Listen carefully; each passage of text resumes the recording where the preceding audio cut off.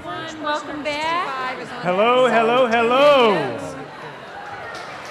Yes. Yes. We are back, Kathy? We are back for an action-packed afternoon. Thank you, everyone, for participating, and we're looking forward to what is the culmination of all of your big ideas. So Patrick's going to say a bit about process in a moment, but I'm going to reintroduce the speakers for the sake of this section that's being taped. And then I want to address a few things that came up on the wall of ideas. So just everyone in the room is familiar, but for those of you who are just tuning in, let me introduce the fantastic people we have with us for the big learning event. At the far end, we have Meg Wheatley. Next is Derek Pitts. We have Richie Davison, Mihai Csikszentmihalyi, Lily Ye, and Nathan Wolf.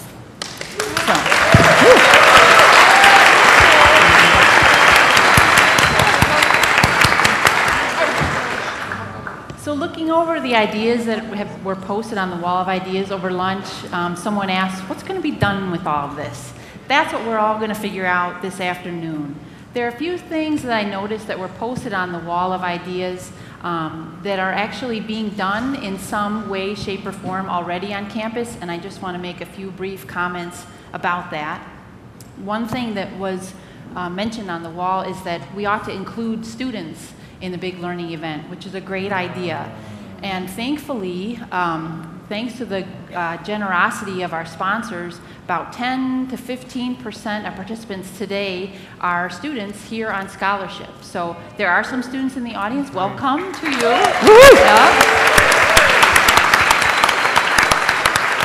It's a great idea. Another thing that came up, quite a few people asked if there could be some way of visualizing who is here or knowing who is here. There will be a roster of participants that all of you will have access to. There'll probably be more information about that towards the end of the event. Just one note about that is that there is actually a great distribution of people from across campus and the community here today. So it will be great to have a sense of that and a way of contacting each other once we all go away from here. The third and last thing I want to talk about is someone asked or suggested that someone on campus create a resource that people from the community could access to search who on campus is an expertise or has resources that people from the community can make use of. And there are at least two resources that I personally know of. One is a great interactive website that the Mortgage Center for Public Service has put together that allows people on campus to search community partners who are interested in working with people on campus, as well as people from the community searching people on campus who are wanting to work with people in the community. Another is there's an experts database through the UW Communications office that people anywhere on the community, anyone with access to the internet can search to find out who on campus is an expert on such and such a topic.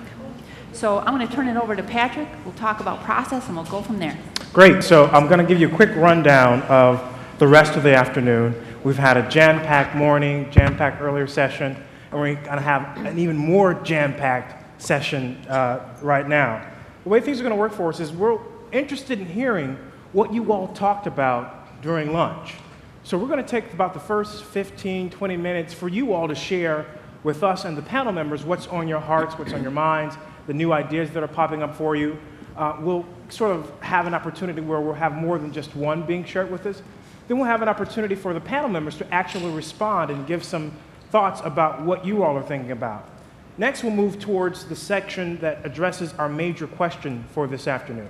That major question, just in case you don't have the segment in front of you, our major question is, what do the themes and ideas we've been exploring mean for a public university such as UW-Madison, and how it does its work? Right? So that we're going to spend a good 30 minutes tackling that question with the panelists and you all as well. Last but not least, we'll move towards a segment where you have an opportunity to perhaps take a break, and we'll have about 15 to 20 minutes to focus on what I call small group table discussions. So hopefully, based on what you're hearing from the panelists, what you've heard from the wisdom in the room from the first part of this session, we'll have about 15 to 20 minutes to address those kinds of ideas at our tables. And then last but not least, we'll have an opportunity to wrap up and figure out what our next steps are. So that's going to take us right up until 3:30.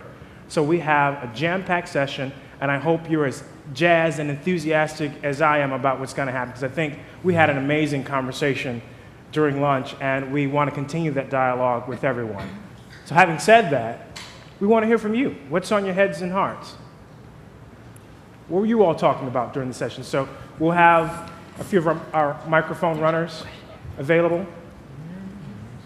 And if we can get a third person, we may be able to use this one too. Oh, okay, great. There's one in the back. There's a microphone in the back too if you want to flag her down. It's dangerous to give me a microphone. Hi, my name is Jamie Dominy, and I am the project coordinator for Badger Rock Middle School. And I kind of came here with this already, but I think it bears sharing. I don't know how many of you have heard of Badger Rock, but we're going to be opening in the fall. We're a charter school in the Madison School District. And what has been really lovely for me sitting here yesterday and today is how reaffirming, listening to all the panelists. We're already in partnership with Richie and the Center for Investigating Healthy Minds, and a lot of the things that you've talked about on how to bring change to education and how to really wrap in health, wellness, inquiry, wonder, play, discovery, the environment, creativity, all of those pieces are things that we're really, and community, most important. This is a place where kids will be inside and outside, and their parents and their families and their neighbors will all be invested and engaged in what we're doing. And so I'm really, really thrilled and excited about that. And one of the reasons why I wanted to jump up is to just say, there is somebody doing this in your backyard. We are eager and excited for partnership with the UW, with the community, and with other people. I have put a little cute brochure up on the sticky wall with a girl with a little frog on her hand. We have a little website, and anybody that wants to talk to me later. But I'm really thrilled because I feel like I was somebody who was disenchanted with the way things were going and felt like it had to be different and had to be better. And a small group of us got together. We called ourselves the planning team, and we met weekly, and we sort of built this dream together. And it's really exciting to think about having our first 50 kids this fall to do something different with education. That is kind of like, starting from scratch in a new way, but working within a system that already exists. And I'm going to stop in just a second. I want to throw a question for the later part out there. I've been working really hard to try to build community or build bridges with the UW and with other partners. One of the things that I'm finding that the university system that's a barrier is there's a lot of people that are really excited and interested about what we're doing, and yet the reward system at the university does not value community outreach for tenure.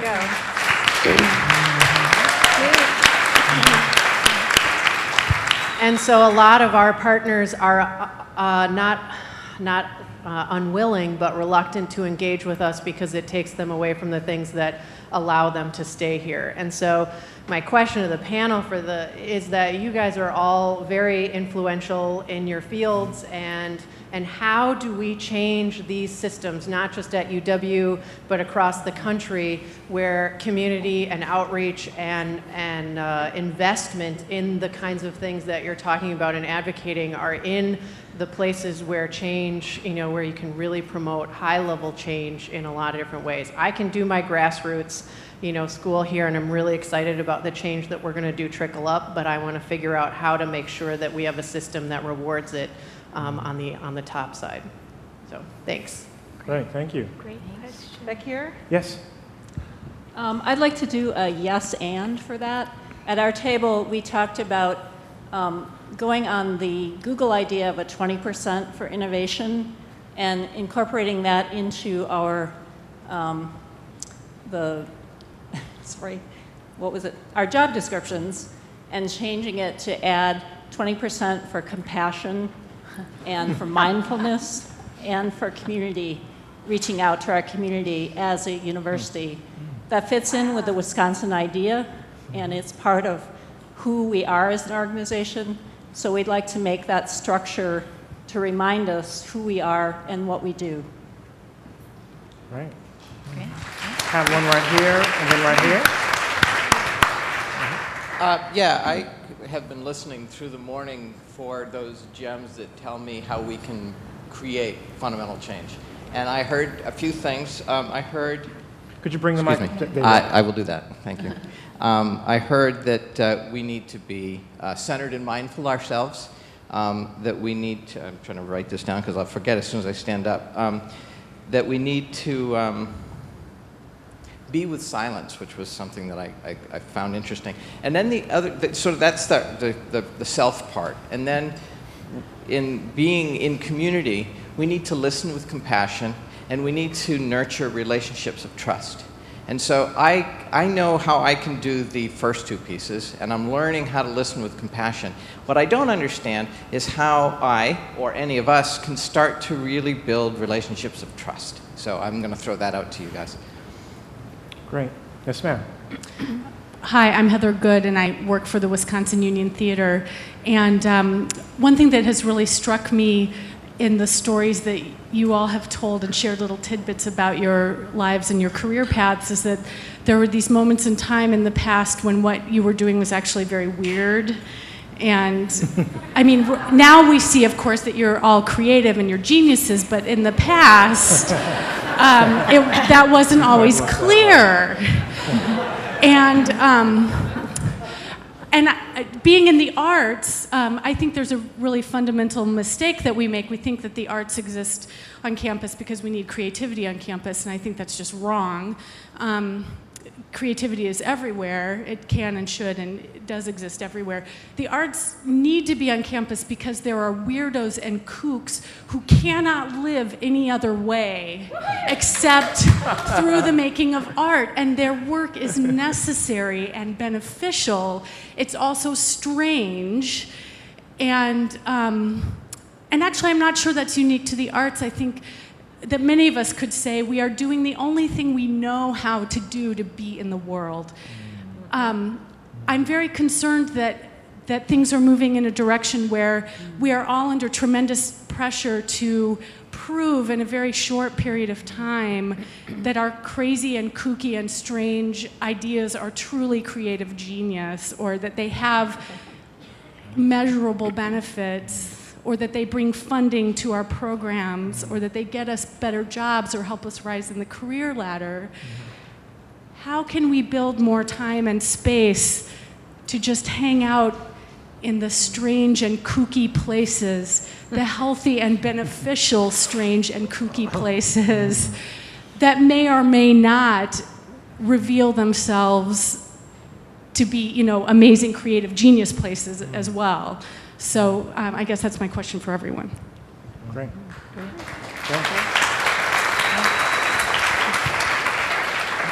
Other questions, comments? Here's a couple questions up here and one in the back. Okay. I'm Jonathan Patz, the director of the Institute for Sustainable Global Health. And I've been hearing a lot of interesting aspects of listening. So we've heard listening to communities, listening to ourselves, finding our flow, even listening to viral chatter. And what I see with this event is that it's so, the engagement here has been amazing. When you look at the panel, I'm looking at people from humanities, from physical sciences, biological sciences, and social sciences, all talking together, listening carefully, respecting each other's fields. And I think that's a very rare happening on a campus. And I think that this is, my question is, you know, to what would be the best way that we can engage and have respectful engagement across campus to have the disciplines and the innovation that has come out of this conversation become the norm on campus. All right. Thank you. We'll come here and we'll come back. Yeah. Yes, ma'am. Yeah, you can. It's okay. Hi, I'm Maury Cotter from the Office of Quality Improvement. Our table was talking about, first of all, one of our former chancellors, David Ward, used to say that higher education is great at innovation. We have pockets of excellence everywhere. What we don't do a good job at is scaling and disseminating those great ideas. We tend to reinvent because that's where the grants come for the new, to fund the idea of creating new knowledge rather than disseminating and scaling what we already have. So we thought about that, the concept of so many of the things that you are doing, you are already scaling and disseminating in very powerful ways. But we thought about, with our own campus, the opportunity of Richie here on campus and the things that he was talking about in terms of the impact that you can have from perhaps 2 weeks of 30 minutes a day. Could you get a whole campus or as many people as possible on campus, including students, engaged in doing something together and study us and see what happens with a cohort? Right. Great, yeah. Let's take one here and one here, and I'm thinking that'll be, to make sure we get a chance to respond to, does that seem like about enough that we can then interact and respond to? Yeah. Yeah? Hi, I'm Lori DePreet-Brown from the Institute for Sustainable Global Health as well. And I really enjoyed, as Meg pointed out, hearing all the differences from going from the microbe to the sky and the edge, from the center of ourselves to the edge of the sort of domesticated world. But a common theme that I heard is that all of you in some way seem to be inspired by, motivated by, brought to life by putting yourself in a place where you're forming authentic relationships with vulnerable populations or people, especially children in vulnerable situations. And for me, I'm wondering maybe to suggest to the group that children, families, fragile beings in vulnerable situations might be our compass for a place that we can all focus on together from our different points of views and different ways of thinking to do something generative. So that's my big idea for the big BLE. Right. Thank you. Comment here? My name is Angela Richardson, and I am a weird and kooky artist doing things the only way I know how.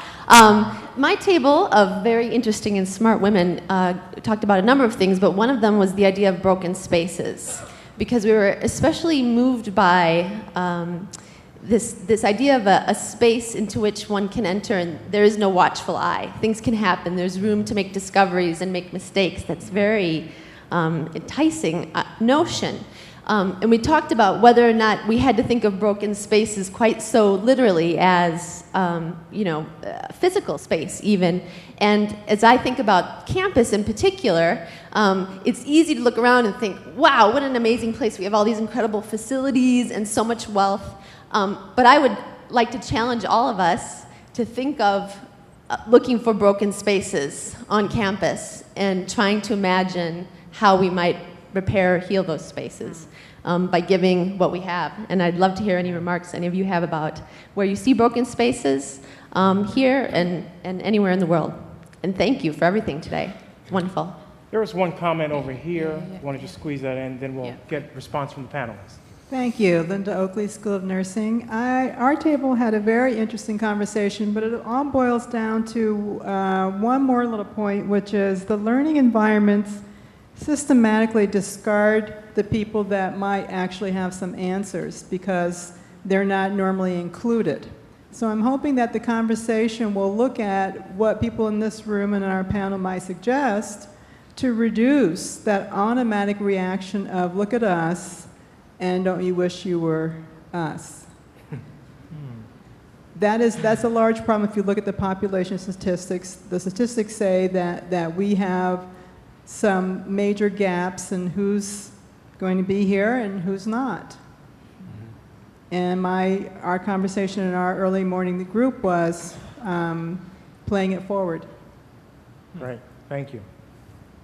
With that said, comments, reactions from our Would you all panelists? like me to recap all the things that were said? Okay, briefly, I'll do my best. I'm sorry if I butcher some of this, but the comment from the Badger Rock Middle School, the new charter school coming up, what can be done to change campus systems so that there's actually reward for doing community outreach. That may be something that comes up a little bit later in the conversation too. How do we build relationships of trust? there's a concern that we're under pressure to prove our ideas are worthwhile in a short amount of time, in a very measurable, concrete way. How can we have space to just be and do the strange things that later lead to great outcomes? The importance of listening. On our campus, we don't listen across fields. How can we have a respectful engagement across campus? Richie is right here. Can he lead us in meditative practice for 2 weeks, 30 minutes a day? He clapped at that. I took that as a little bit of a commitment, right? Maybe 5 minutes this afternoon. Right. How can we develop authentic relationships with vulnerable people? Let's identify the broken spaces where they are on campus and think about what we each can do to help repair them. And how can we get away from the perspective of, look at us, don't you want to be like us? Or in other words, kind of engaging marginalized populations and not assuming that our perspective ought to be the one they have. So take it away. Great. I got the easy job. Yeah, we're going to sit down here. Great job, Kathy. Thanks, I got the easy job. Willing to lead the whole group for right sure. now in a 5-minute meditation? Sure. I mean, if people... I think we should walk the talk. I just asked Richie if he'd be willing to lead us in a group meditation, because for all the questions that we're in, I think it would be wonderful for us to be in a different presence. Great. Happy to do that. There you go. Great. I'd be happy to do that. So if everyone is willing, we can easily do that. Yes? Sure. Well, I said sure. Hopefully. It is very noisy, yeah. Can you focus on Yeah, we can see if that's possible. Got the lights down, that's nice. Okay. So if we all just sit in an erect posture and really just feel our feet on the ground and our bodies planted, I'd like you to, you can either keep your eyes open or keep your eyes closed. If you keep your eyes open, best to look downward so you're not focused on anything in particular. And I'd like you to just begin by noticing your sit bones in the chair and just feel your body as it is sitting in a comfortable, erect, awake posture. Just feel the sensations that are in your body now as you are just sitting. Direct your attention to your feet and just feel your feet rooted.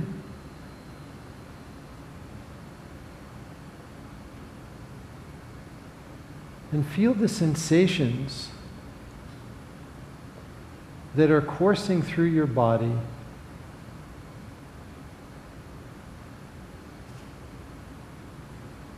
in this moment. I'd like you to bring your attention to your breathing and begin to notice as your belly goes in and out as you inhale and exhale.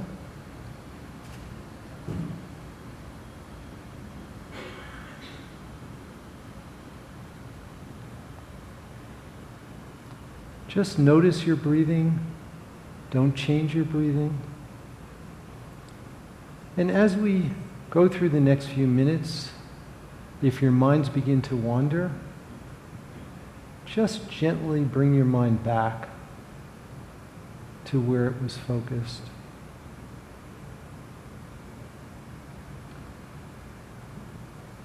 So pay attention now to your breathing as your belly is going in and out.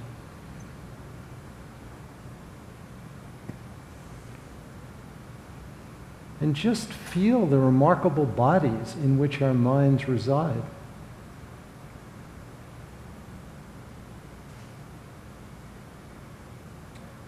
Feel the life energy that the breath gives us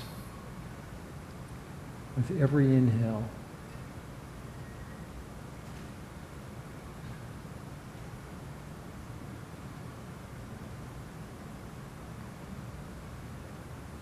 You can also bring your attention to the tip of your nostril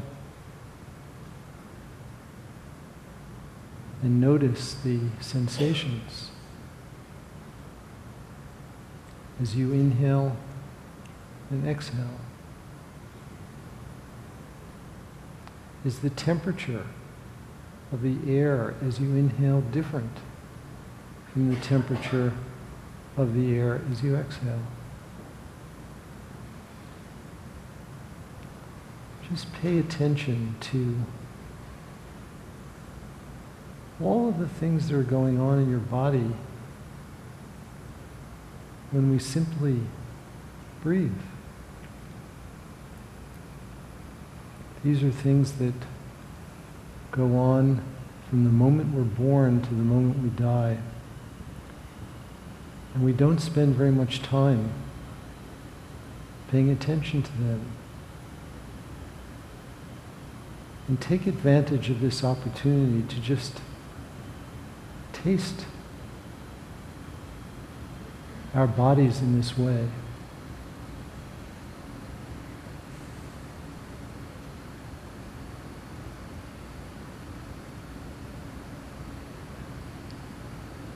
Now, as we're feeling comfortable and relaxed in our bodies,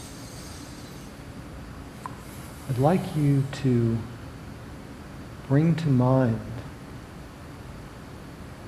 someone who is very dear to you. Could be a member of your family,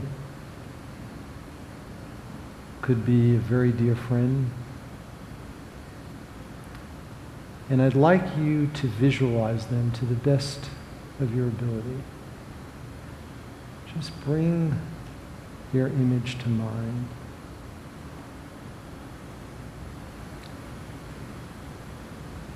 And I'd like you to just silently repeat a series of phrases that I will walk you through that will offer to this person who we feel love toward feelings of kindness, feelings of love, feelings of generosity. So as we bring this person to mind, we can say to ourselves, may you be safe. May you be happy. May you be healthy. May you live your life with ease.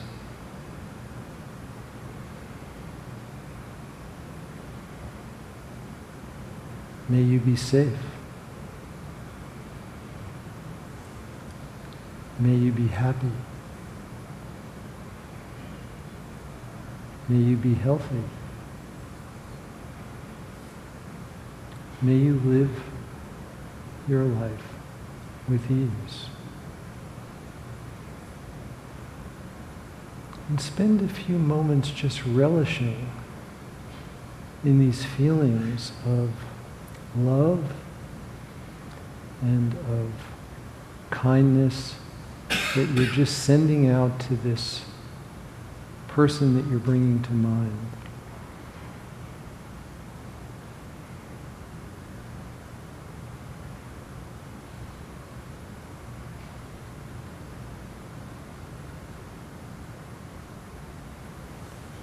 There's so much suffering around us, and we all, I'm sure, know many people personally who are suffering now for one reason or another. And I'd like to invite you now to bring to mind someone that you know who is suffering.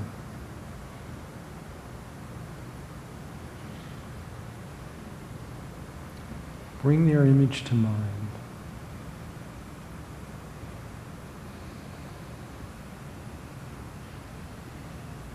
And then go through the phrases directed toward that person again. May you be safe. May you be happy. May you be healthy. May you live your life with ease.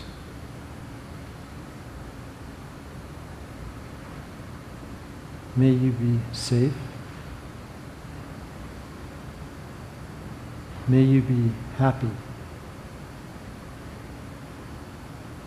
May you be healthy. May you live your life with ease.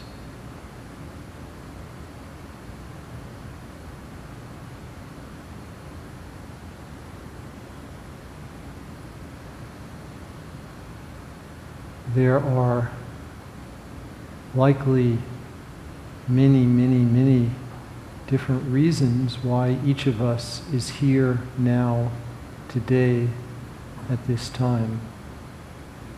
There are many people in each of our lives who played a role in determining who we are and the fact that we're all showing up now, here and now. And I invite you to just bring to mind all of the people in your life that enabled you to be here at this point now. Reflect on them.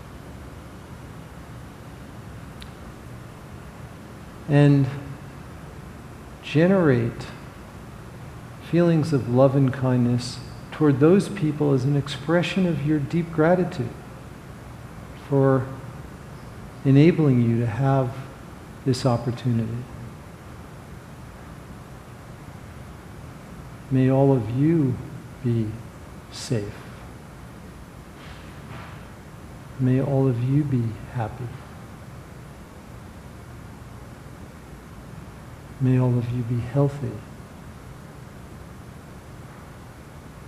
May you live your life with ease.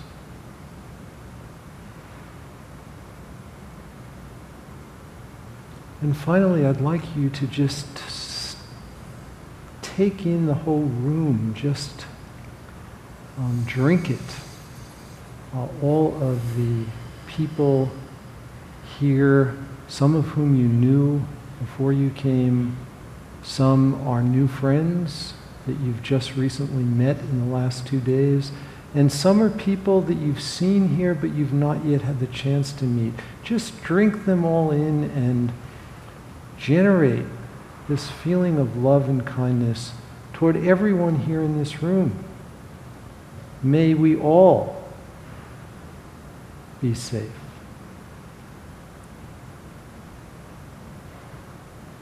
May we all be happy. May we all be healthy.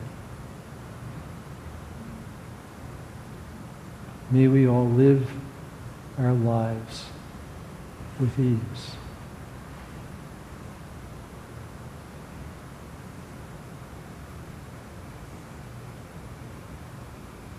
You can gently open your eyes if they're closed.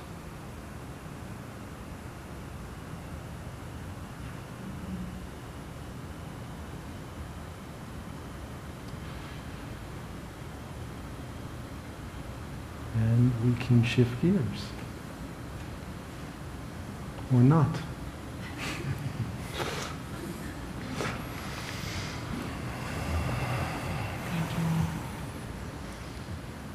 Thank you. Okay. Thank you. Great Thank idea. you. Great idea. Yeah. Thank you, Meg. Thank you. So,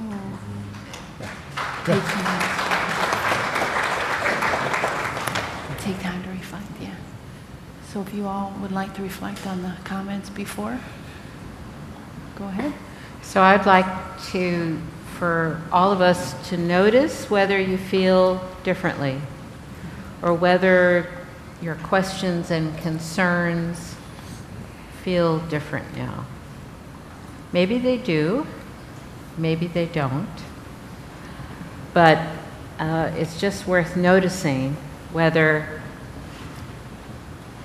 starting your day or starting a meeting or starting anything you have a lot of energy for would benefit from just sitting quietly and perhaps extending this quality of loving kindness and compassion and generosity to the people that you're about to meet or you're about to be with and such. And just notice whether it had an impact on you right here, because you're your own best evidence for what we've been saying. Certainly from up here, the room feels very different, doesn't it? Yeah. Yeah, well, I don't know enough to answer any of the questions that were brought up, but so I will try to answer all of them together. And, but especially directing, I guess it's the second part of what we are supposed to do, namely talk about public institutions, universities, and what they can do. And I think there we have some clear agenda we need to take seriously, namely that none of the great universities hold education in particular interest. I mean, the education department tends to be lower on the totem pole, and it's given not much either resources or prestige, and that's partly because education is such a difficult thing. Compared to physics or even astrophysics, education is much more complex and difficult to handle. And so it doesn't have much status in academia. And I think because of that, we have come to a situation which a president of the California university system about almost 50 years ago, he prophetized, he foresaw, he says that the era of universities is over. We are now in the age of multiversities. That is, we have all these different parts of where the science is really rigorous, where under traditions are strong, and like in literature or art. And that's what our business is to keep multiversities going, not universities. That's passé. But I think that was a big mistake in many ways, because I think the idea of the university is the belief that somehow there is a meaningful relationship between the little microorganisms that you like so much and the big things that move societies ahead and so forth. There is, we all, as somebody mentioned before, we are respecting each other's fields. We think there is an important, very important responsibility to be faithful to one's own knowledge and one's discipline. But at the same time, we should understand that we are not going to advance very far if we ignore each other. Because science can continue producing marvelous things, which then people will use systematically to destroy things. And this has happened, unfortunately, for a long time, and we can say very nice things in literature, the art, philosophy, social science, but unless we connect them with the nature of the universe and the human nervous system and human belief, we won't be able to do much either. So we have to bring all of this together. And somehow that means that we have to consider education from first grade on or kindergarten on as something that is not only cognitive, it's not only socialization into adult roles, but it's a joint venture, a joint adventure that we need to pursue with the best knowledge possible, but in an integrated way so that we all help each other. And I think the universities are responsible, public universities or private ones, they're responsible for taking this seriously. Instead of putting all the resources into the silos of different disciplines, to say, how are we going to make good use of this knowledge from age 6 or age 5 on, you know? And unless we can come to some advance in this, I think we are going to have real trouble, because we are going to, I think the Bible talks about the Tower of Babel as something that is happening now. It is. You know, yeah. and we have to be able to speak to each other and look at the future with faith and courage and hope together. And that's the only way.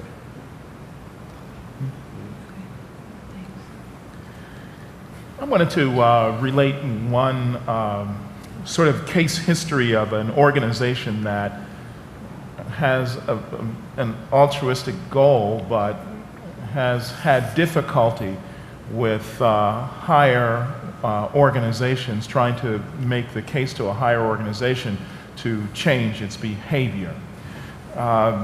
Many people who live in urban areas have some experience with the sky at night in these urban areas. There isn't very much to be seen because of the amount of illumination there is in our urban areas. The amount of light that is used to illuminate where we are is immense, and we can see it from space without any difficulty at all, and we experience it when we're out at night, and it's very helpful. It helps us get around, but one of the problems is that all the light that we use to illuminate our way around at night and to illuminate our cities at night, the way we light buildings and monuments and things of that sort, is very detrimental to a night sky experience for people who live in these urban areas. So hence you can see the moon and maybe one or two other things. I've had people call and ask me, older people call and ask me, why is it that there aren't as many stars as there used to be? What happened to them? Where did they go? Okay. And in trying to help people with this, what I've recognized is that their experience in their youth was in a place where the sky was not so well illuminated at night. So they could see the sky better. The competition between the bright lights of the city and the weak starlight is always won by the stronger, more local light sources. So the International Dark Sky Association was a grassroots organization that has come into existence to try to combat this, to try to make the cities sort of reevaluate how light is used. And the objective is to try to tone down that light. And the argument was, let's redirect the light to where it needs to be. Instead of having all sorts of uplighting, why not just direct all that light down to the street where it's really needed? After all, if you're walking around someplace at night, you don't need to have this building illuminated over here to see where you're going. And it doesn't really help crime or to reduce levels of crime if you illuminate the area above, where we're actually operating. So the thought was, let's put it down here. And another argument was, if you can redirect the light, then what you'll do is you'll make the sky that much more accessible for amateur astronomers and astronomers everywhere. Well, that idea went over like a lead balloon. None of the municipalities, except those whose economies were based on astronomical research, were interested in altering their behavior at all. Because the constituents, of course, want places to be illuminated so there's less crime. The idea being that the more light there is, the less crime will take place. I think it just makes it easier for people to rob you because they can see you better now. But that idea went nowhere. We're going to make this improvement so that amateur astronomers have better access to night skies. That did not go anywhere. What has evolved, though, is a different way to approach the municipalities, the urban areas, and these communities. And the way to approach, they discovered that makes some sense, is to instead say, if you redirect that light down to the ground using what are called full cutoff fixtures, what you do is you need less light and less energy to accomplish the same task. Ergo, it will cost the community much less money. You can save money by not using so much light because you're redirecting the light you have to where it really needs to be. This idea seems to appeal because, in the long run, who wouldn't want to be able to stand before their constituency and say, at re-election time, I've been able to save our community X number of $100,000 or millions of dollars because of this new lighting practice that I was able to institute. So the idea is not to come from a point of view of contention, but to come from a point of mutual benefit. How does this benefit both communities? Is there some way in which I can find a way that my activity can be of benefit to this large organization, this large institution, this large community? Now, in fact, this doesn't work all that well with large urban areas. I cannot imagine that Philadelphia at any time is going to change its lighting situation of uplighting the buildings and things of that sort. But for smaller communities, this has been an appealing way to approach this problem. But I still think the basic principle is applicable in finding ways for organizations to interact with each other in mutually beneficial ways. I think one of the ways that this can begin is with the establishment of relationships, open communication in which two parties or a number of parties sit and talk about what their goals are, who they are, what they're trying to accomplish, just so that they can understand who their community partners might be and find ways in which they might be able to work together in order to better achieve what their goals are. The Philadelphia Science Festival ran in Philadelphia for the first time this past spring. And one of the great things that came out of this was that so many of the science institutions in Philadelphia, of which there is quite an impressive number, had never before worked together. They'd never figured out a way to come to a common place where they could discuss working together in some mutually beneficial manner. And so out of all the things that came out of this huge endeavor of creating this science festival, this is what they told us was most beneficial to them, is that there now is a platform across which they can communicate so that they can find ways in which they can better work together to achieve their own goals and to better serve the surrounding communities. So I'd like to comment on that from a contrarian point of view.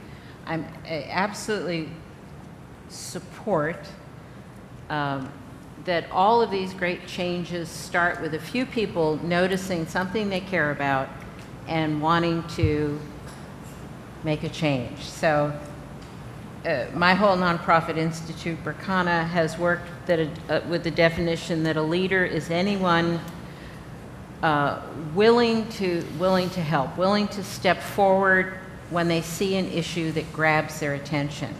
So some people care about the loss of night skies. Some people care about white lions in South Africa. Some people care about the plight of women in Rwanda. Some people care about litter on campus. We all have very varied things that attract us, and I think that's grace in action, that we all care about different things. But it's a kind of imprisonment of our thinking if we are part of a large institution, such as most of you are, to think that in order to create change, you have to change the system you're in. And I just want to offer an alternative to throwing grenades in, because there's something for everyone. They got your name, by the way. It's been tweeted, radical, revolutionary. But every great change initiative, including the ones that win the Nobel Peace Prize, start from individual or small groups of people who get concerned about an issue and just start to work on it. So last year I was with a number of women who won the Nobel Peace Prize. And I think the story that tickled me most was the story of Jody Williams, who lives in Vermont and is just a little firebrand of a person, very passionate. And she won the Nobel Peace Prize for the global landmine removal project, which has had enormous impact. And when they awarded her the Peace Prize, they called her and said, "We need your office address." And she said, "I don't have an office. It's my kitchen."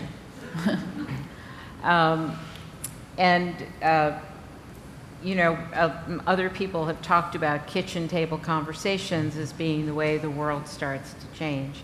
And so I just encourage all of you to notice the things you care about and to just get started and find the few others who are willing to take this issue along with you. And certainly now, some of you have heard this, but I'm going to just embed it, I think, at University of Wisconsin, that the old way of thinking that we need to, you know, it's better to ask for forgiveness than permission. And as I introduced here last year, a wonderful exec from a very large healthcare institution in Iowa gave me her family motto, which was, "Proceed until apprehended." So I like that. That's good. And I love it. you just keep going, and you get smarter as you do the work. So eventually we do learn how to intervene at the system level. And we learn how, you know, who are our allies in senior positions, and how the system works, and what the other dynamics are that we have to contend with. But you don't have to know that at the beginning. And that's where a lot of us get sort of pushed back from activism, is by thinking, well, I better study this more, I better find a great ally at the top, I better identify the systems that need to be changed first. And in my experience now, this is just not the way change happens. Margaret Mead was right. It's small groups of dedicated people who change the world. But the piece that I want to illuminate here is you only learn how to change large systems by doing the work within a large system. But the work doesn't start at the large system level. It starts at the level of your commitment and concern and passion, and then you learn as you go. I mean, Lily's stories are all about learning as you go. And getting savvy to the culture, getting savvy to what motivates people. So the important thing here is to get moving on this and find the few others. And then to realize, the last thing I'll say here is that we are making it up as we go along. And I recently heard a scientist interviewed on NPR where he said, if you're not making it up as you go along, you're not in touch with reality, because reality is changing all the time. And there's nothing wrong with, I mean, this is a chance for creativity, entrepreneurship, constant innovation, and it's only when you have to specify goals and outcomes and timelines for all those funders that we get into trouble. And I know this was a concern because some people ask me, well, how do I let go of outcomes in an outcome-based environment? You don't, but you realize that's just a game you have to play. Yeah. That's the price you pay in Rome for doing this work. And you do it, but you don't take it as the actual work. I mean, you just got to pay the piper here, but not take it any more seriously. It's not worth taking seriously. And some people are very good at playing that game, and those are the ones I want to learn from, is how do you make a large system work for your radical lunatic goals? And I appreciate being called weird. And I learned from someone else that in Welsh, weird is the Welsh word for elder. So, hello, weird ones. Thank you. Yeah. Great. I mean, I think that it dovetails very well with your question, which sort of was, to me, it was partially about what's the nature of sort of what we're doing as a group, and how, in essence, do you nurture individuals within a university system. I think it's really about this quality of nurturing. And I think, Meg, your points are really well taken, that you're nurturing a space for creativity, but also we shouldn't be afraid of, or consider them dirty words, entrepreneurship and ambition. And I think these are also things we need to create space for in these institutions, and we need to nurture, because really it's that sort of, that fine, interesting crystallization between those spaces of creativity, entrepreneurship, and ambition that I imagine, many of us probably share that. And it's nice to nurture that space for each one of them individually, but it's that combination of identifying individuals that really have a drive to do something in particular, have sort of a creative vision, and also have some crazy ideas about how to make it real and how to make it happen. And I don't know exactly the answer of how you create the space to nurture those individuals, but I think that that's an important thing to keep an eye out for, how you can identify them and how you can nurture them. And just one additional thing to add, and sort of this is in response to Jonathan Patz's point about sort of interdisciplinary nature, and how can we get that into sort of undergraduate education. This is not my area of expertise, but I can comment personally. At Stanford, I was part of an interdisciplinary undergraduate concentration, interdisciplinary undergraduate major. And now I teach in the same program at Stanford. And I will say there may be some educational reasons why it's problematic to start interdisciplinary education early, but if so, I'm not sure what they are. Right. I think for the right sort of individual, creating a space that encourages them from the get-go to say, look, it's okay to think outside of these disciplinary boundaries. It's okay to be good at sort of part of it, but think about issues that are quite different. It's fine to, approach, you don't need a PhD to approach whatever subject you're talking about in a way that's going to be compelling and allow you to change the world in that area.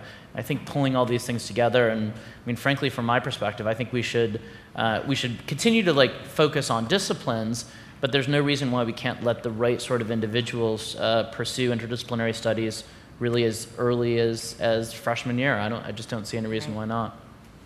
Used to be called liberal arts education. There you go. Well, apropos of that, Francis Crick, the discoverer of DNA, once said, in nature, hybrid species are usually sterile, but in science, the reverse is true. Hybrid disciplines are astonishingly fertile. Interesting. Great. I want to, so good, the conversation, thank you. But I want to address, I think, two questions. One is how can you go into community and be connected? I think right one. And the second one is university. I don't remember the question, but I would just make up the question.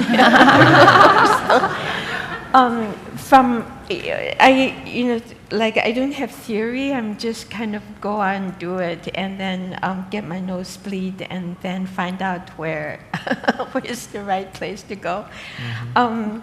I think to work with community, and I work with very diverse, just different countries, different cultures, and whatever.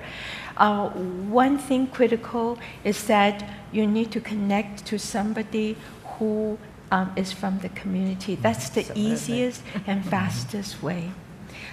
Because it's hard to go as an outsider, to go in and establish yourself. All that takes time.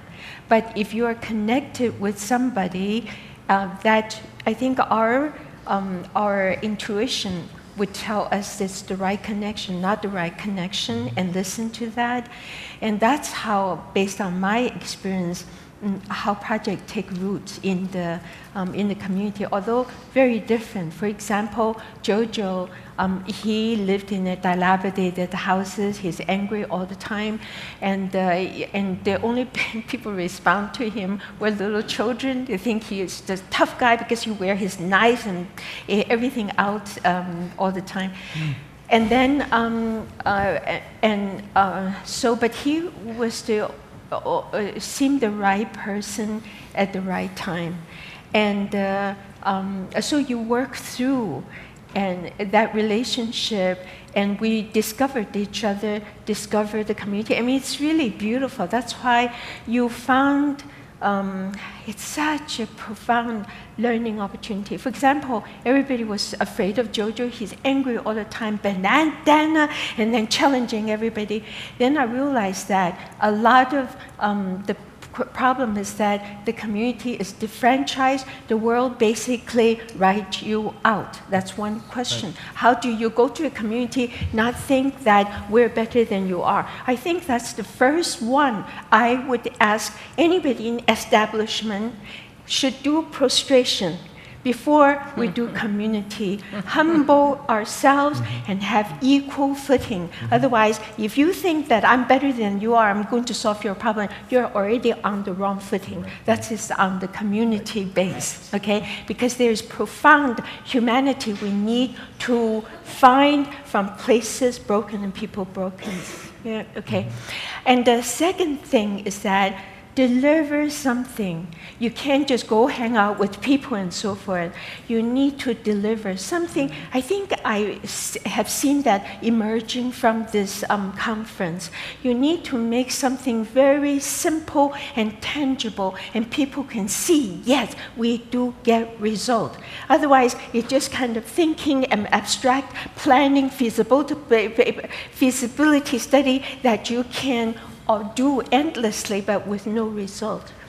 And that's why art is so powerful and effective.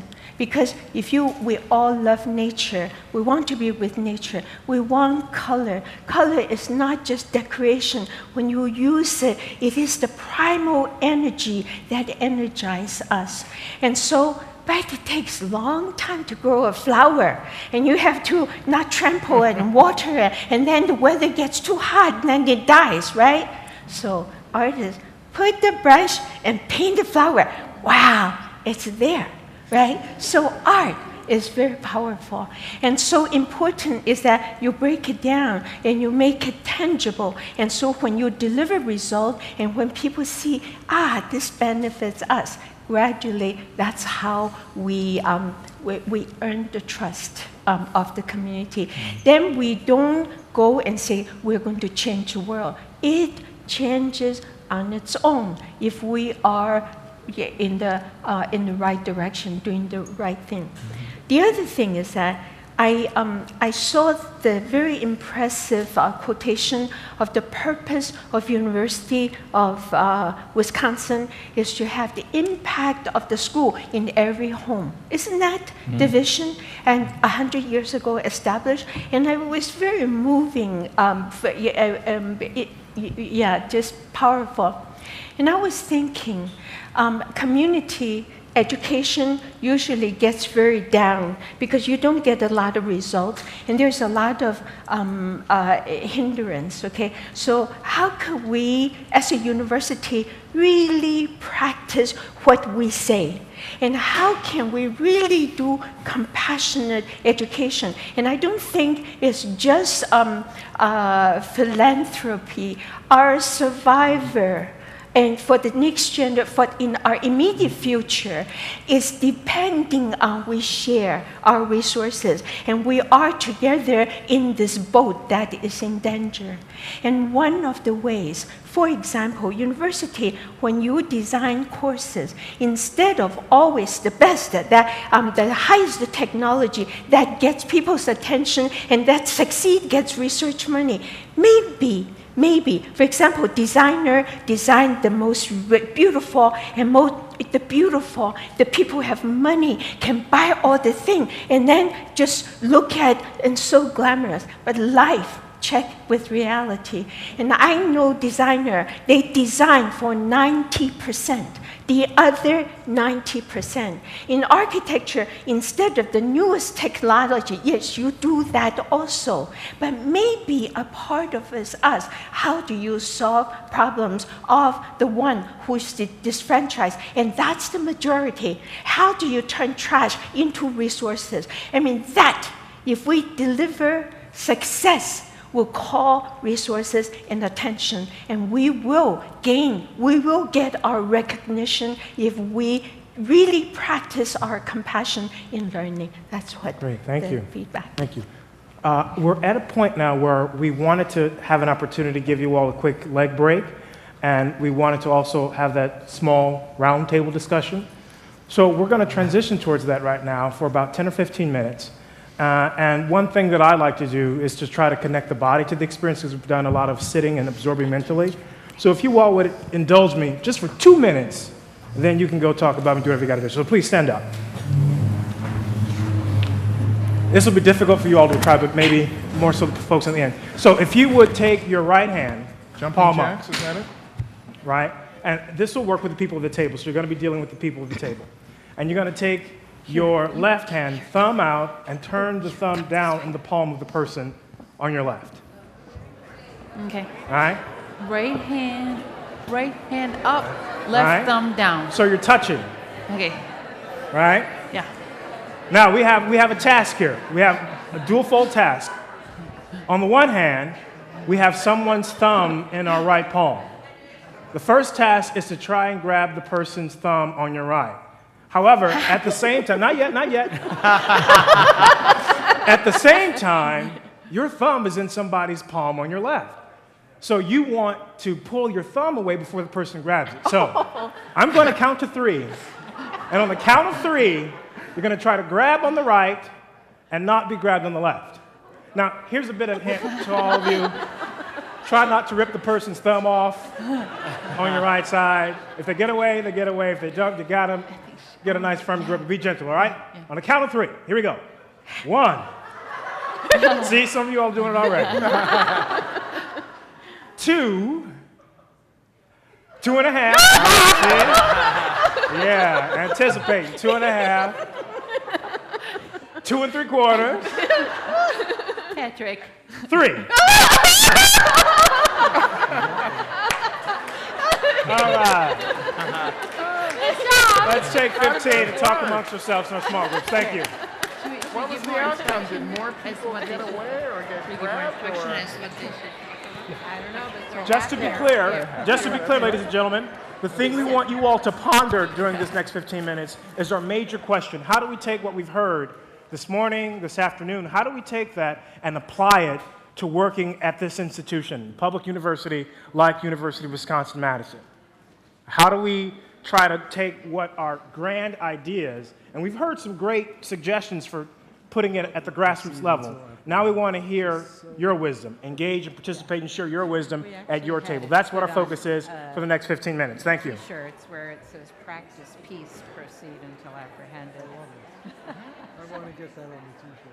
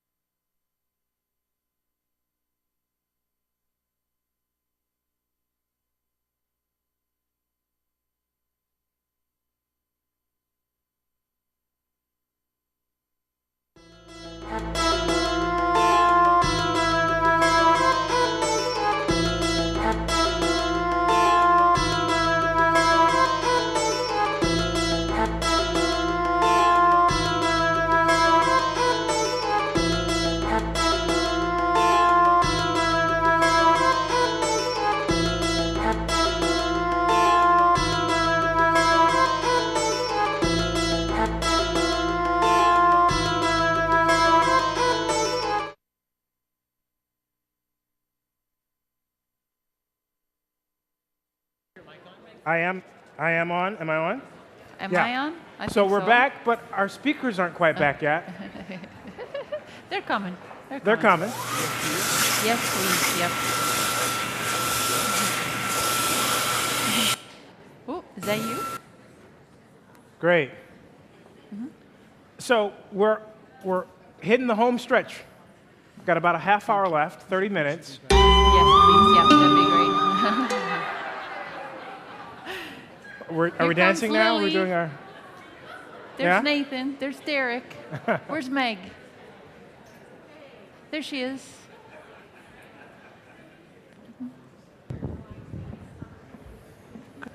Great. So I think one of the things that is very interesting to me about what we just heard, and hopefully where we're heading, is the large question of how do we implement some of these ideas in tangible ways at a public university like UW-Madison, right? What are the challenges? And one thing that occurred to me was this idea, as I listened to everybody speak, I'm struck by how passionate they are about what it is that they do, and what I interpret to be a investment or a response to what I would call a calling, or some kind of response to something within their personhood that is compelling them to do what they do. And I find that fascinating. And I'm wondering how many of us are experiencing that in our own settings. How many of us can say that we have that?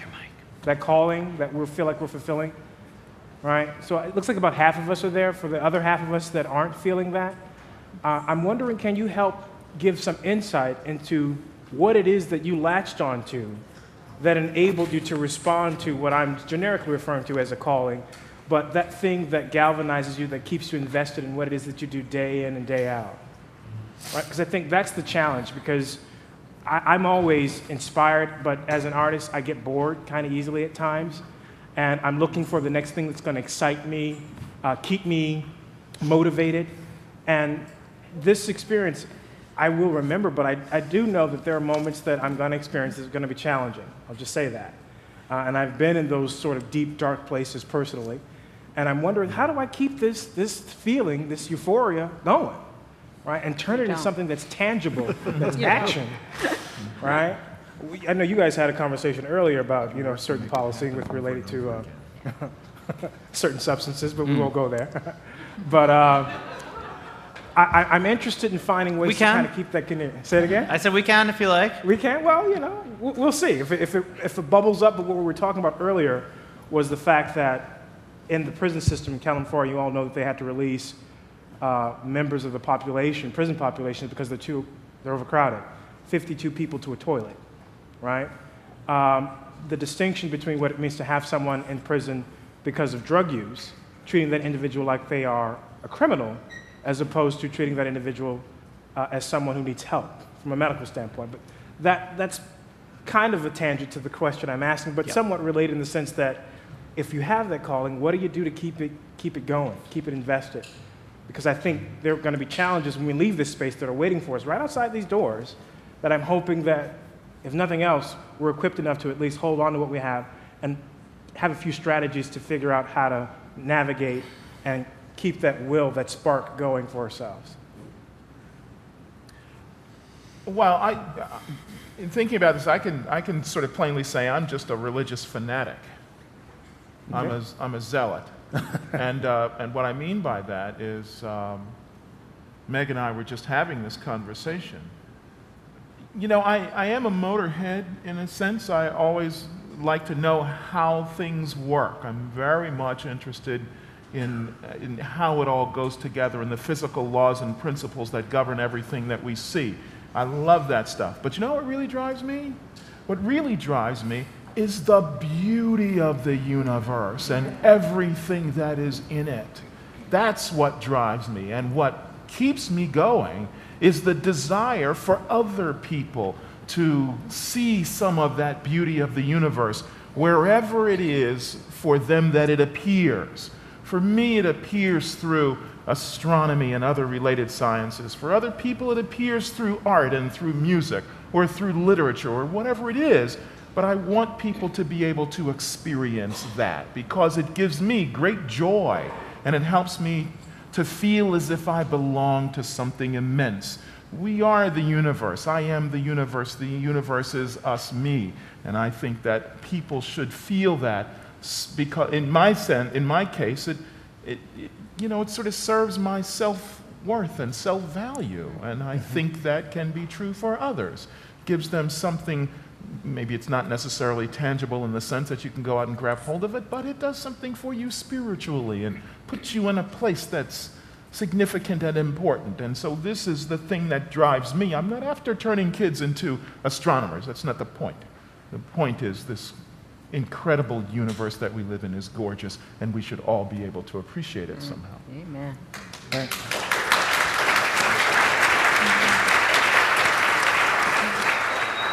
I might just add to that.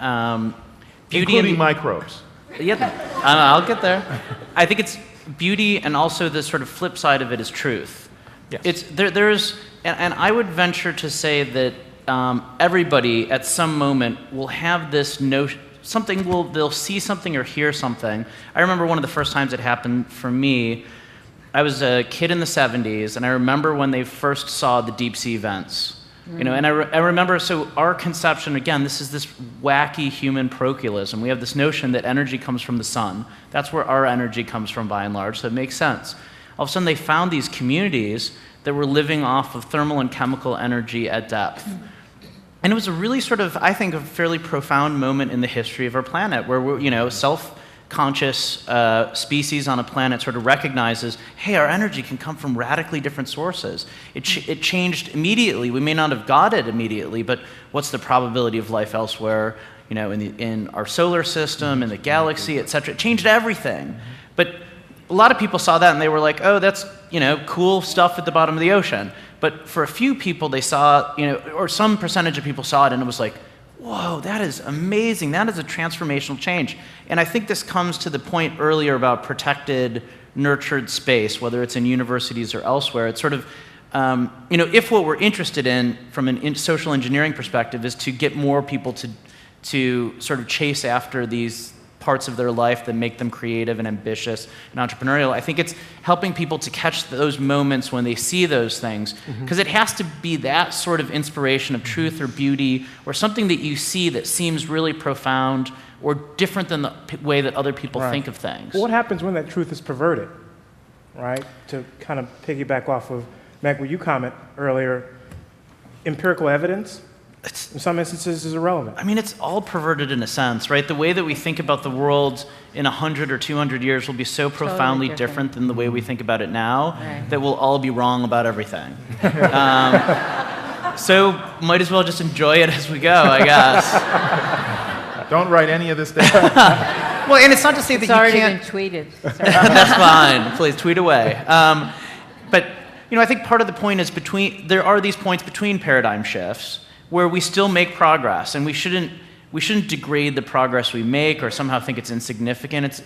And part of it is the experiential quality to it. Yeah, I mean, it's nice when our sort of scientific changes allow us to benefit, right? So if we understand the way that these microbes harvest energy, we might be able to create systems that allow us to fuel the planet in ways that are more efficient, right? We know we can use solar energy, maybe we can use chemical and thermal energy like the microbes. So, I mean, I think there can be incremental knowledge, but it may very well be that the inspiration is sort of pedestrian in some level, right? That's just the nature of the way that our understanding of the universe works, is that basically...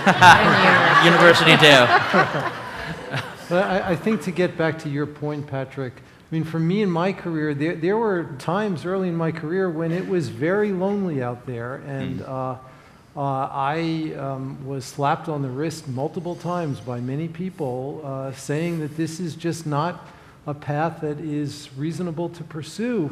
And I think creating the conditions where you can listen to your heart and pay attention to some internal compass that may be very informative. And I think each of us have this internal compass.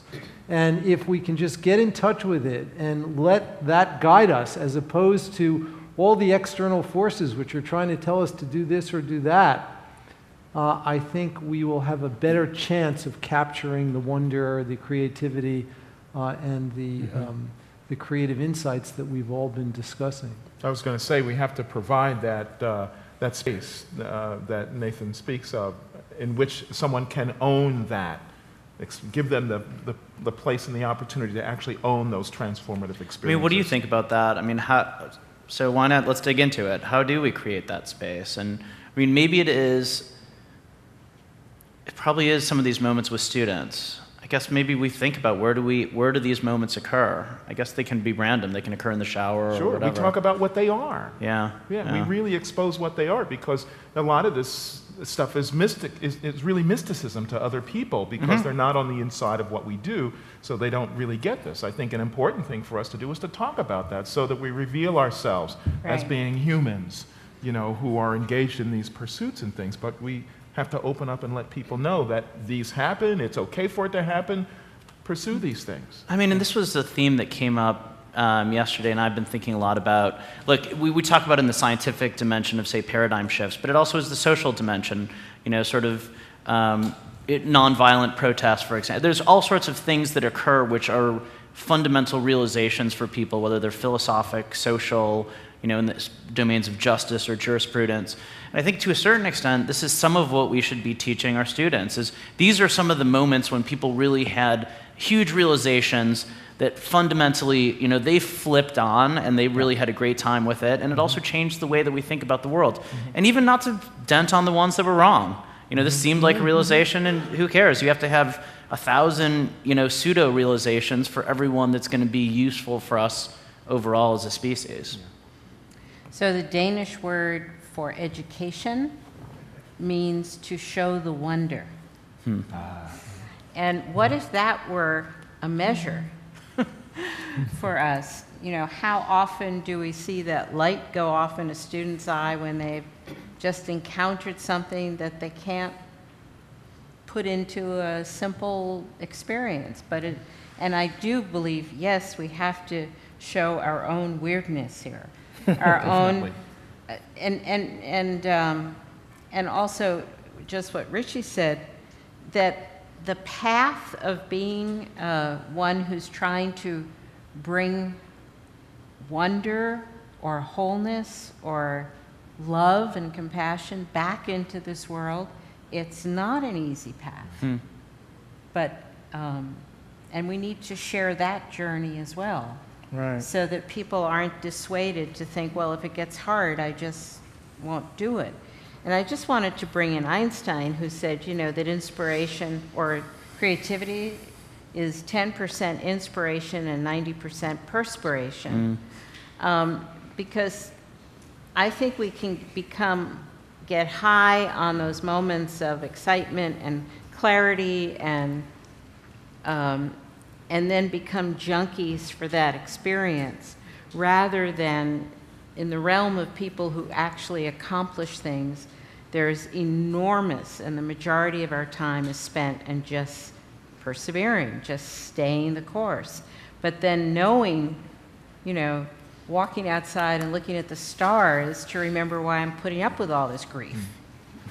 Or looking at a flower and being fully present for that and understand, okay, now I can go back in that room, or flashing on the open sky to realize there's much more than this tight little place I'm in. I mean, we need to find the ways to momentarily connect with spaciousness and the universe and life beyond us, but so we can stay the course, because the road, we make the road by walking. This is consistent now for all the activists and great philosophers that I've learned from. And we start with passion, but you can't just rely on that. I mean, it is truly the hard work, but remembering why.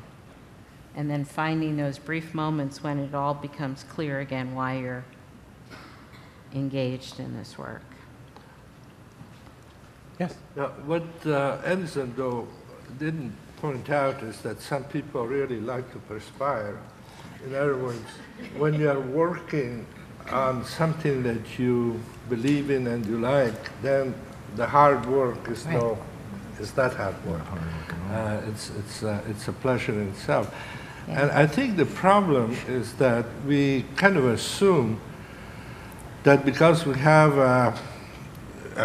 more or less agreed upon curriculum for all kids on first, second, third, fourth grade, that this information is going to be downloaded by the children at the same speed in the same way, whether they like it or not. And the fact is that most children are fairly unique. They have some skills, some interests, some curiosities that are different from others. And I think most of the things we have been talking about, I would call in terms of the flow model a skill. You know, the skill to sing well, the skill to love colors, to get to respond to colors, the skill to study microorganisms or whatever. It's something, it's not a physical skill, but it's a mental attitude, what the Romans called forma mentis. It's a shape of attention, a shape of thinking about the world. And that, if a student or a young person discovers what that is for him or herself, then it's possible to scaffold an education around it that will become enjoyable, that you want to do it and you continue doing. But we kind of assume that, you know, one size fits all, this information will be good for everybody the same way, and that unfortunately is not true. I think we have to really develop systems for understanding and helping people understand what their strengths are, what their skills are, and what they can do with it, and give them opportunities to use that. And I think then it would be a much easier task to have a good education. Great. Yes? Okay. But your mic is not up. Oh, right, this way. I think... It's not on. Oh, right, yes, right. Okay, good, yeah. Now, this big learning event is coming to an end, so I feel that maybe I can review myself, my real self. Actually, I tricked everyone. I talked so much about community building, working with children, and all that. Actually, it's a very personal journey, as I said at the beginning. And I remember coming in, the first thing, in this big learning room. I think it's from Mihail, about concentration, talking about the flow, talking about forgetting oneself, and that, right? So I saw that and made an impression. And I remember, I think we all experience sometime, there's some moment that we forgot ourselves. Didn't we talk about it yesterday? You know, there's, when you listen to music, when you do something, you're so involved, it becomes timeless, and the present becomes eternal. We all experience that in that moment of revelation. And for me, in my book, you know, there's a there's a painting where I came from. It's those ancient Chinese landscape painting. That's where I started. And I remember just loving the tradition and painting it, and then totally forget time. And then I even remember that when I saw a beautiful painting, my heart started to jump so fast. It's like when you take drug or something. And I said, this is very strange, you know, how my heart is pumping so fast. And then I realized that I am near an energy center. Somebody experienced that, interpreted it, and so I'm experienced that. And then when I came to the States, and I studied painting, I totally lost it. And then I came, that was during the time the art world was so vibrant and full of reaction and all kinds of things that I couldn't relate to in the slightest way. I said, that's when I say, where am I? Oh, I am in this strange land, and I'm on a grown tree. I graduated from college, and I'm pulled from my land. And that's where make me search. It really asks the question, who I am. How could I make my life count? And start this journey. I'm a very, very slow learner, 20 years to find out the way.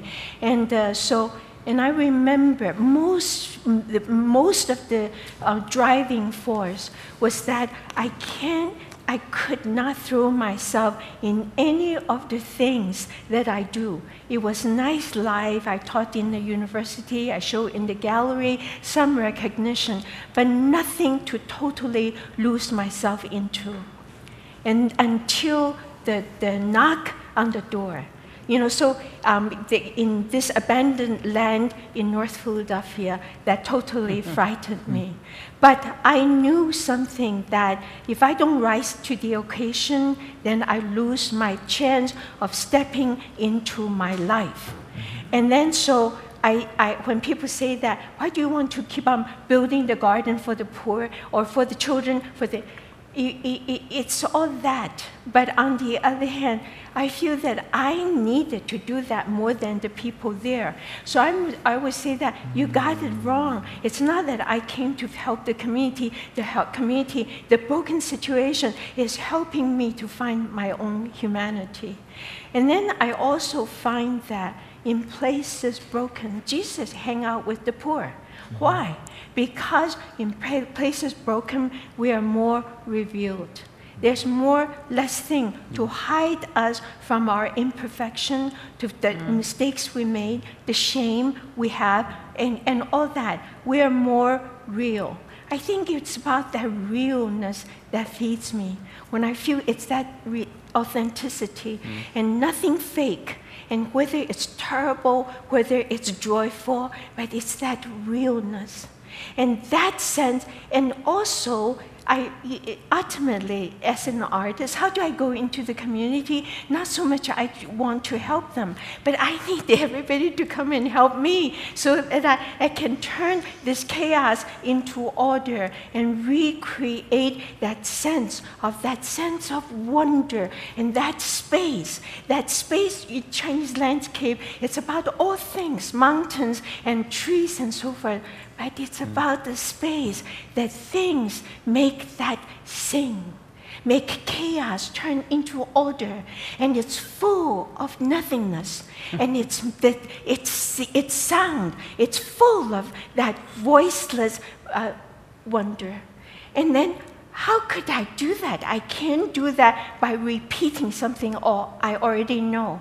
And I can't repeat it in the space that has a lot of restriction, like a 1% art, architecture, you make something to fit in. I can't do that. But I can't go into broken places. That gives me total freedom. Nobody's watching. And so I can just be like a child and smear and make dirty and just be me until something emerge that begin to sing and then wonder emerge. And so all the broken places, why do I need to keep on going there? Because it's that realness that makes me grow deep. And it is a pathway for me to go home to that luminous void that I experienced once.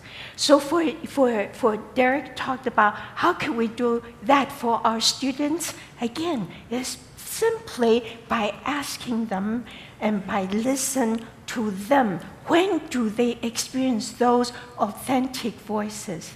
When they recognize that and connect to that, then we can put up with a lot of other things and still remain to be us, the authentic us that life gives this opportunity in this lifetime, I think.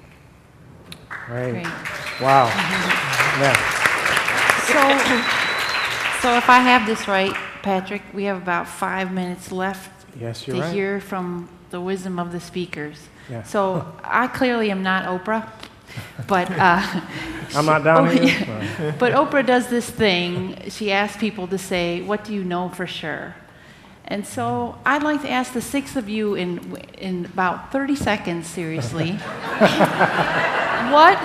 reflecting on all of your own wisdom and everything you've learned these past 2 days, what do you know for sure that you can share with us as a university community that will give us advice on how to proceed forward into the future? Wait. So 30 seconds or less, each of you.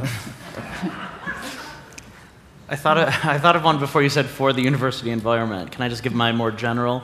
I mean, Yes. The thing that seems to me to be a fundamental truth that increasingly I find fascinating is that it's sort of what I like to call the sort of fall of human parochialism. It's the notion that our perspective is simply a perspective, and we have to be very, very cautious with everything that our perspective about our world and the universe tells us, because there'll be many fundamental biases in that.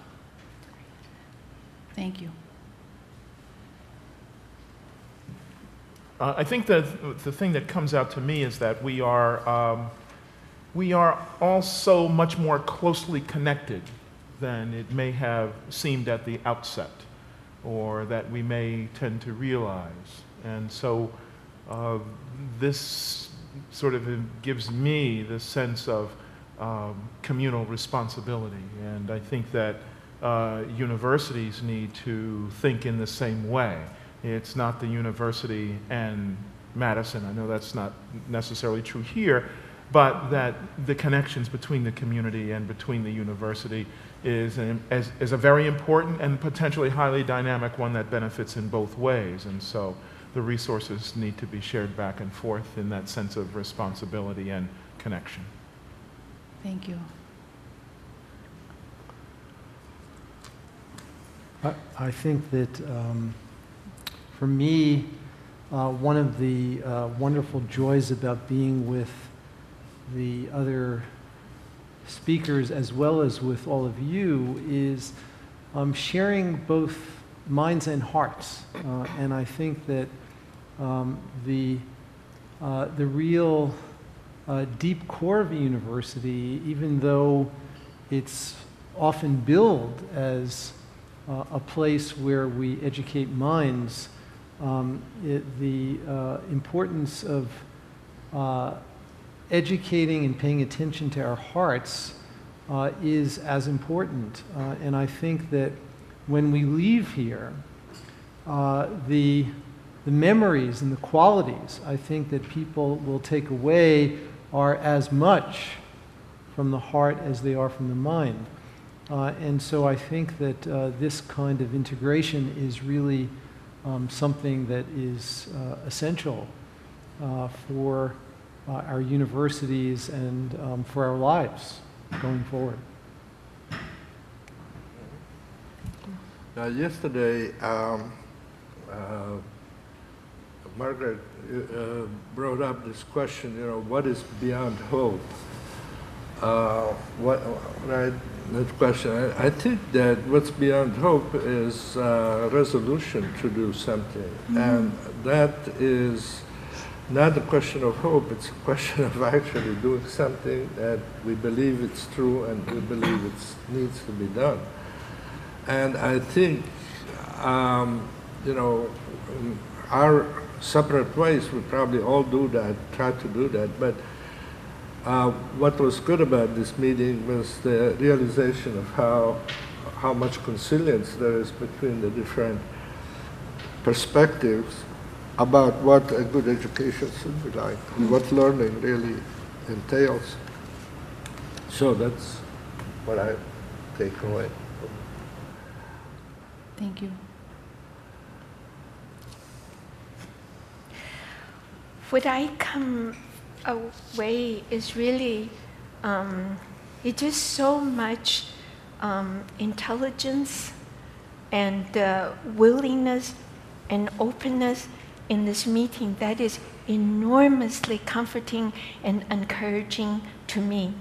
And I want to come back. I just really feel being in the university environment and being in the really grassroots and broken places, I feel for our survival in the 21st century, it is essential that these two elements come together. For example, supposed to be, well, 30 anyway. seconds, So yeah. come back to the heart, the diagram. We have the mind, intellect, and then we have the heart. And the heart in the community, heartbeat. We need each other. The university needs the community to make our learning relevant in the right course. And then the community needs all the excellent intelligence to maneuver to the ever more complicated world. We need each other for our life in the coming time. Thank you. So I knew I wanted to follow Lily for a reason, because what I will go to my grave defending is the belief and the experience that humans can get through anything as long as we're together. And when we're living in a large institution, we may think otherwise. We may think there are other possibilities of just finding the right voice or the right grant or the right set of colleagues. And so I see that those of us who are inside institutions rather than working at the level of community where all this vibrancy and grief and possibility is all this huge cauldron, actually, of human possibility, that it's harder in the academy or any large institution to remember that our core strength is in our relationships. And I'm going to close by sharing with you what I hope will go on my gravestone, except I don't expect to have a gravestone. But it's this wonderful quote that actually doesn't come from anybody, because it was a misquote from a student. But it's how I want to sum up my life, which is, we were together, I forget the rest. That's great. That's great. Yeah. Thank you. Yes. Yes. That's the important stuff. I feel like I want to group hug, but we can't do it. Yeah. So Harry here is going to walk us through the rest of the afternoon with the set of instructions closes out. Yeah. First of all, Great. I just want to thank Patrick, Kathy. Oh, you're all of our welcome. guests. Oh, thank you.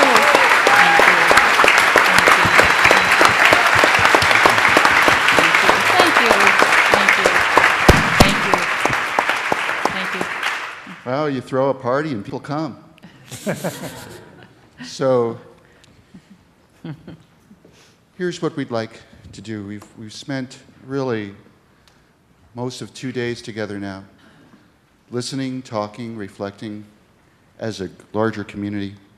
I'd like you to take a minute to reflect. What are you taking away from here?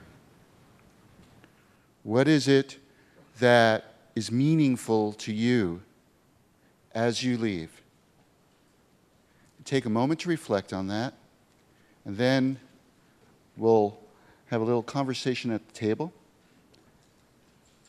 and then we'll conclude by seeing what needs to percolate back out into the room, okay? So let's start. Just take a moment to reflect. What are you taking here? What's meaningful to you?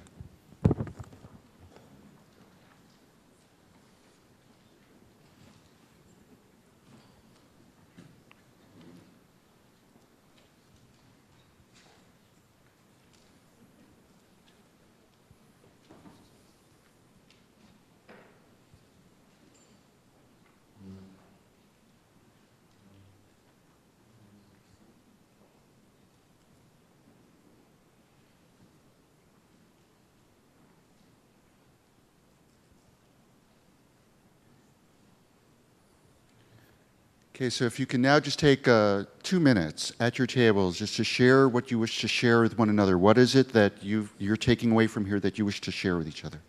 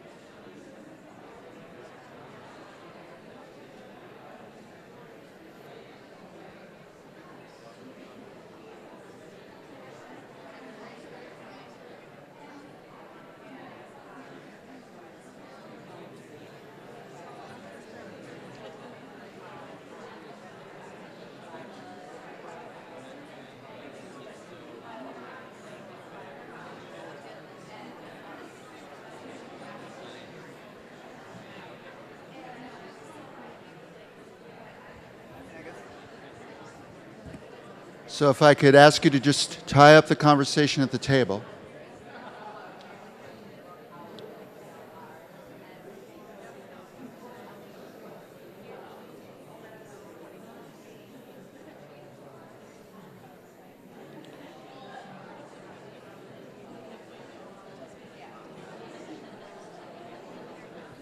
And as we move into this last phase, those of us who are mic runners are going to have a couple of mics, okay?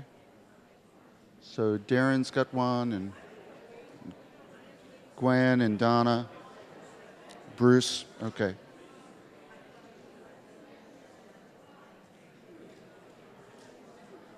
Okay. Before moving into this next phase of closing as a large group, want to clarify a couple of intentions.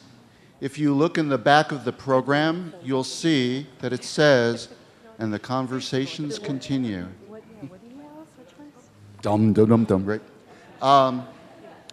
And here are our intentions. 160 people participated in study groups leading up to the big learning events. Wow. Over 300 people participated in the big learning event.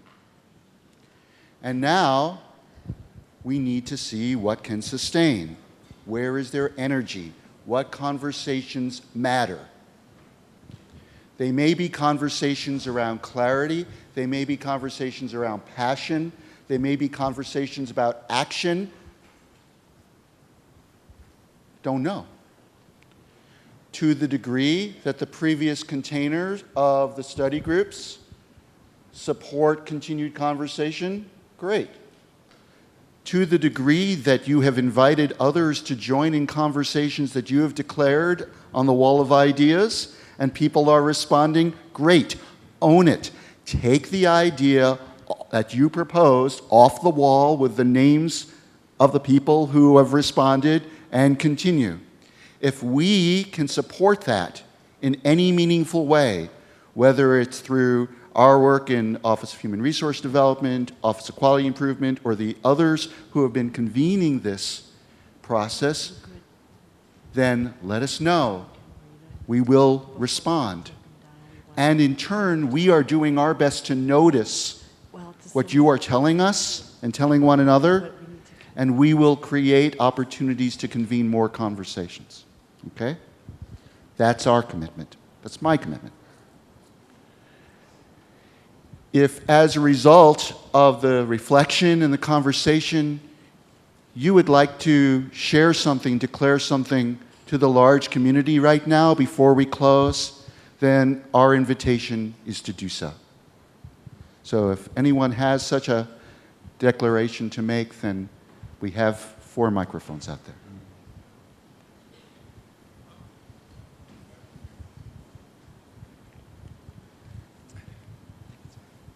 This is fun. I haven't had one of these since I was up in the rotunda.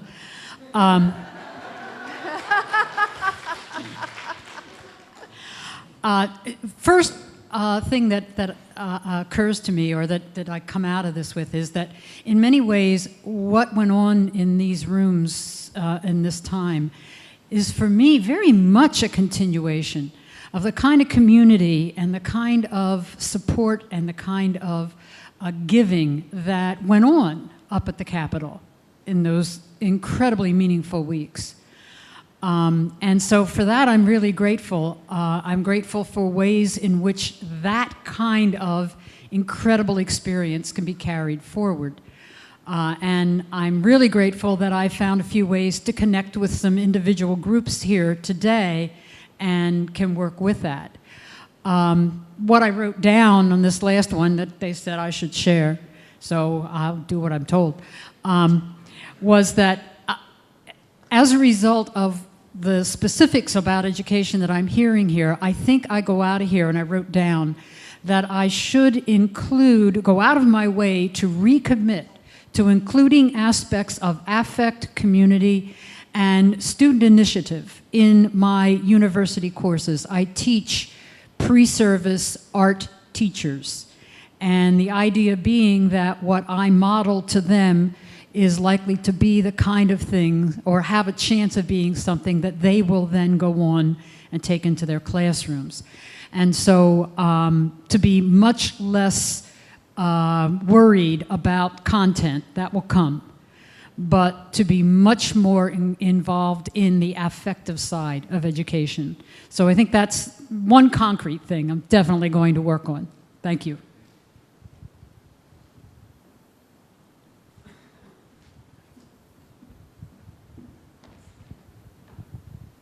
Hi, Ben Kuyak Ford. I'm with the Engineering Physics Department. I guess I just wrote it down here. The thing that I was thinking about, really about today, is of course I wrote it down and I can't find it. Oh, sorry. Right here. It's on my handy little pad. It's talked about summing up and, what are we talking about here today? And I think the whole thing that we're talking about is one word to me. It's potential.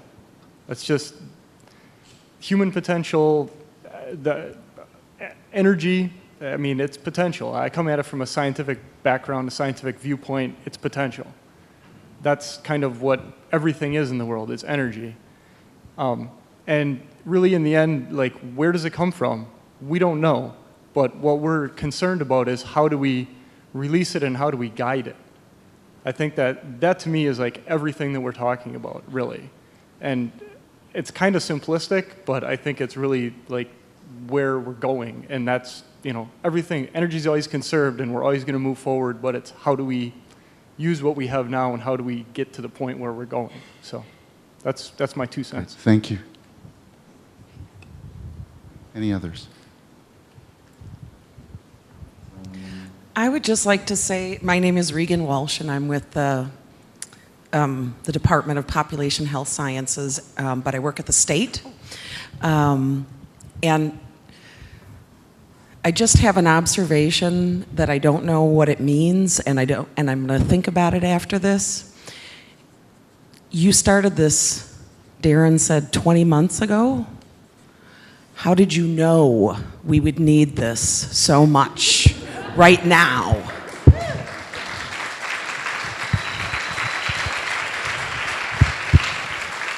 I have one down here, Rain. Oh, Thanks. I'm Andrew Taylor. I direct the MBA in Arts Administration in the Business School. The two words that keep going through my head are discipline and compassion, because all these people are obviously very compassionate, but they have extraordinary rigor and discipline of different kinds. And the idea used to be that you needed one would cloud the other, and you couldn't have rigor and discipline if you allowed emotion and compassion in, and you couldn't be emotional and compassionate if you let data and evidence come in. And it strikes me we should just get rid of that. And the other thing that strikes me is the university used to need to do mass production. It used to be the one best way to deliver complex information. It no longer has that burden or requirement. It's not even the best thing to do that. So it strikes me the opportunity we have is we can now actually embrace what is the best use of time together with rigorous and passionate people and students. It used to be to convey information in a linear dialogue, make them read things, and then make them recite them back. There's much better ways to do that now. We don't have to. Let's not stop, but let's at least reimagine what we can do with this time and space together. And I guess that's what I'm leaving with. Thanks. Thank you, Andrew. Any others? Hi, Hazel. Hi, Hazel Simonette. I would like to just thank all of you and all of us for powerful reaffirmation and reminder.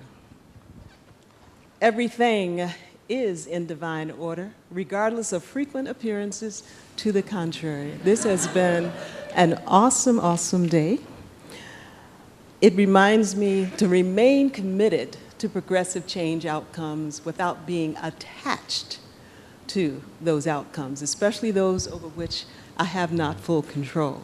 And so I've heard time and again variations on that theme, and so I'm feeling profoundly blessed because too often I find myself in crazy-making situations as perhaps the lone voice in the wilderness who is very often constructed as weird or otherwise. And so it's like standing in our center with arrogant humility and a willingness to hold lightly to whatever script or vision happens to be, and a willingness to flip it as we go.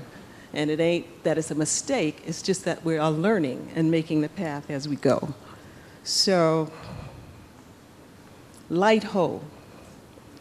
And bottom line, let us flex and flow without freaking.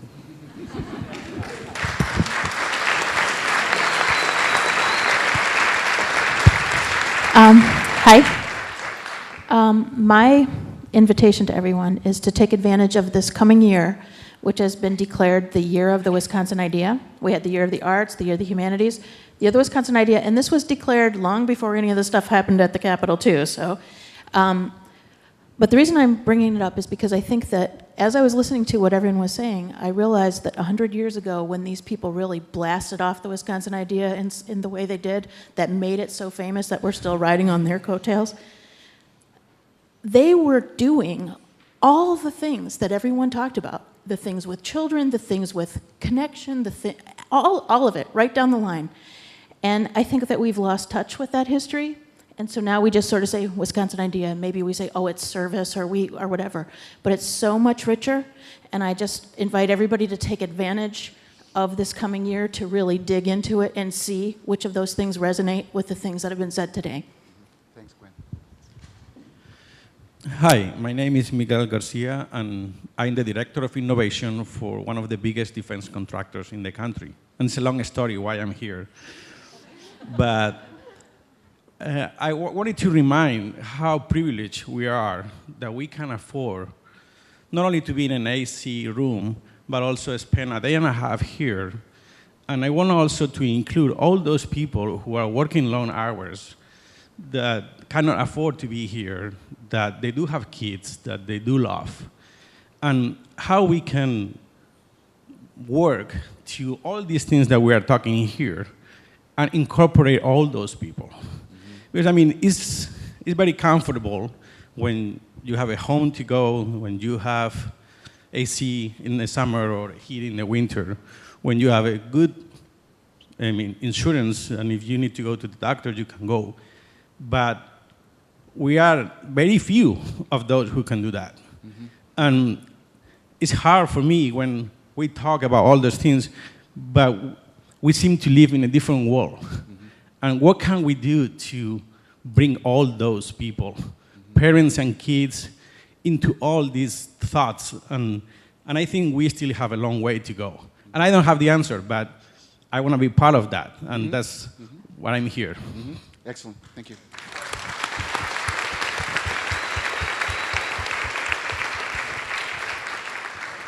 Hi, my name is Mauricio. I work with the Department of Soil Science, and I'm originally from Costa Rica, so it's a little bit of a different background than the majority of people, I imagine.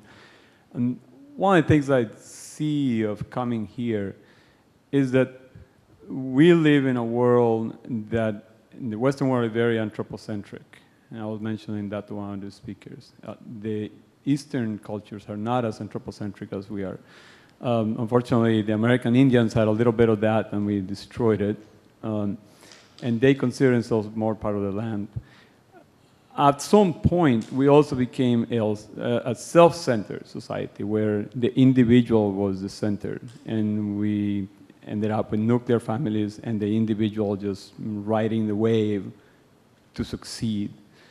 And what I'm gathering from this is that in order to step away from that competition, we need to build trust.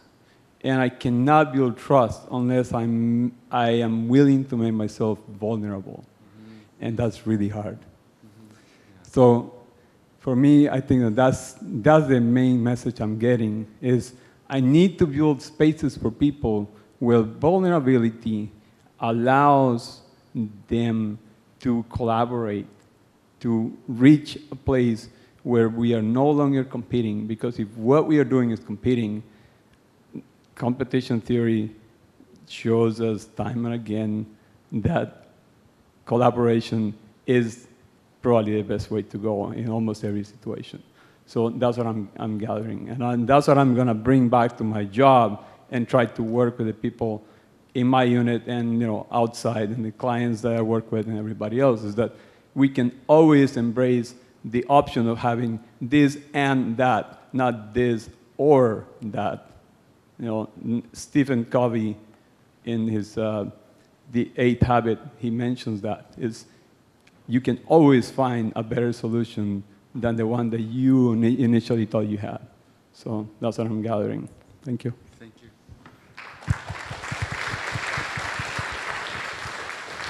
Do we have one more? Oh, I'm sorry. Hi, I'm Carrie. I'm not a part of the university. I'm a consultant who humbly attempts to create spaces like this with groups of people. And I just am curious for how many people this is an unusual event, and for how many people the space that was created here is something that you have experienced recently. Like if it's really unusual, I'd just love to see a show of hands that if this is really unusual, or if it's, I have a sense that I just get to be in more and more spaces like this, and that there's a tipping point coming in how we gather large groups of people with our full heart and intellect to come together to meet the challenges we have to face, and that it's growing and it's building. And I was with 300 companies in San Francisco, and we were meditating together last week, as well. And it's happening in all domains and all contexts. And I just wanted a sense that, I wanted to give people a sense of that it's happening everywhere. There's so many other, for those of you who aren't on Twitter, there's even other conferences that are happening right now that people were making links with, of saying we're getting common learnings, sitting at a conference about orchestras. I don't know, other people, I didn't follow it all the way through, but at the same moment. And just that sense that we're part of that larger movement. It's happening everywhere right now. Thank you, Carrie. So I want to express my gratitude. I want to express my gratitude to the amazing people who have come here to be here. I want to express my gratitude to Kathy and Patrick. I want to express my gratitude to the amazing team of people that I've been privileged to work with in creating the invitation, and to all of you for fully being here and bringing all of your amazing talents in so many ways to this conversation that I know in lots of ways is going to continue. So I want to close with a quote from one of my favorite books. It's by Gordon Mackenzie. It's called Orbiting the Giant Hairball. Gordon Mackenzie worked at Hallmark Cards for 30 years, and he attempted to be a creative force within an organization that, from his perspective, was not particularly creative. And he maintained his creative juice and force by orbiting, not leaving, and not getting sucked into the hairball. But he, in turn, quoted Joseph Campbell, The Power of Myth, and it is that quote that I share with you. If you do follow your bliss, you put yourself on a kind of track that has been there all the while, waiting for you. And the life you ought to be living is the one you are living. Please find that passion that gives you bliss, and then continue that journey together as a community, capable of doing amazing things. Thank you all. Thank you.